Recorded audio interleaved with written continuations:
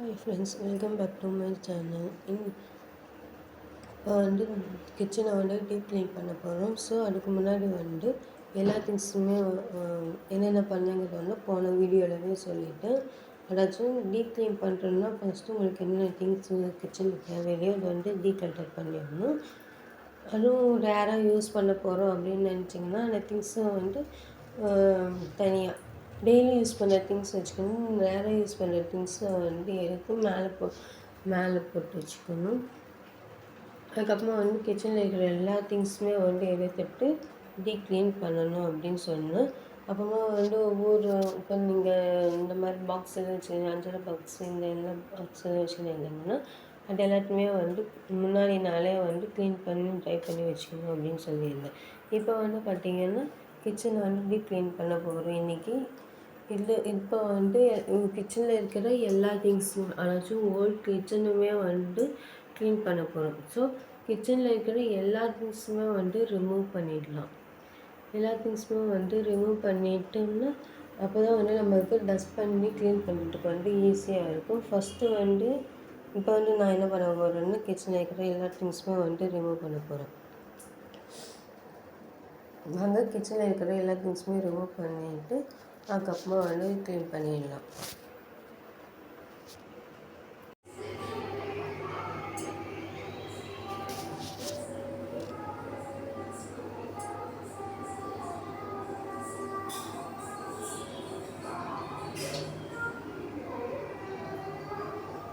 First இங்கே இருக்கிற எல்லா திங்ஸுமே ரிமூவ் பண்ணிடலாம்.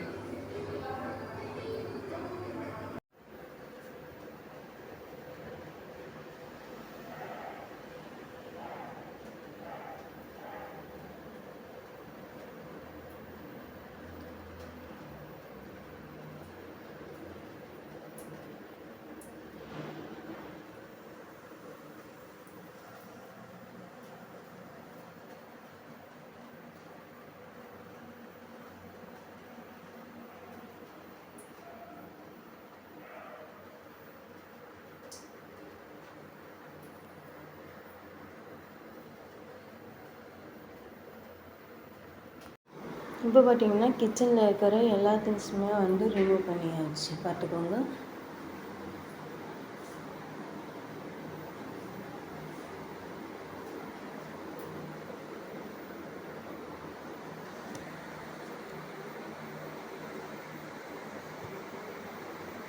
நெக்ஸ்ட் இப்போ என்ன பண்ண போகிறோம்னா டஸ்ட்பின் எல்லாத்தையுமே ஒட்டை அடிச்சுட்டு ஸ்வைப் பண்ணி கூட்டிட்டோம்னா அதுக்கப்புறமா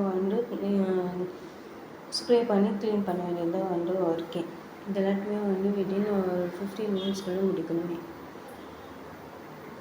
ஏன்னா பாப்பா இன்றைக்கிற டைம் ஆகிடுச்சா, அதனால 15 மினிட்ஸ்க்குள்ளே இதெல்லாம் முடிச்சுட்டு எல்லாத்தையுமே அரேஞ்ச் பண்ணிடணும். இங்கே இருந்த எல்லா திங்ஸுமே ஹாலுக்கு அப்படியே ஷிஃப்ட் பண்ணிட்டு பார்த்துக்கோங்க.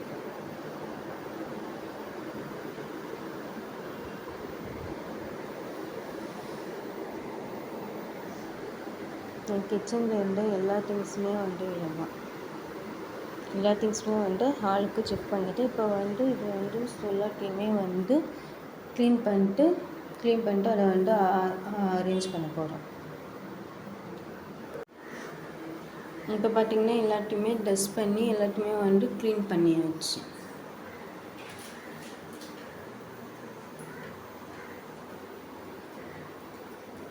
க்ளீன் பண்ணி எல்லாமே ட்ரையும் ஆகிடுச்சு. ஸோ இப்போ எல்லா திங்ஸுமே அரேஞ்ச் பண்ண போகிறேன். அங்கே இருக்கிற எல்லா திங்ஸுமே அரேஞ்ச் பண்ணிட்டு அதுக்கப்புறமா ஓவராலாக கிச்சன் டூர் போட்டுறேன். மேலே பார்த்திங்கன்னா டஸ்ட் பண்ணி க்ளீன் பண்ணியாச்சு. மேலே ஃபஸ்ட்டு அரேஞ்ச் பண்ணிவிட்டு இப்போ கீழே அரேஞ்ச் பண்ணணும். இப்போ பார்த்திங்கன்னா கிச்சனை ஃபுல்லாக டீப் க்ளீன் பண்ணிட்டு ரீஆர்கனைஸ் பண்ணியாச்சு. பார்த்துக்கோங்க. கவுண்டர் டாப்பில் உள்ளதாச்சு அது அப்புறமா ஒரு 7 o'clock மேலே அதை க்ளீன் பண்ணிட்டு அந்த ப்ளேஸ் க்ளீன் ஆகிடுது. இது சமைச்சதுக்கு அப்புறம் தான் பாத்திரம் எல்லாமே வாஷ் பண்ணுவேன்.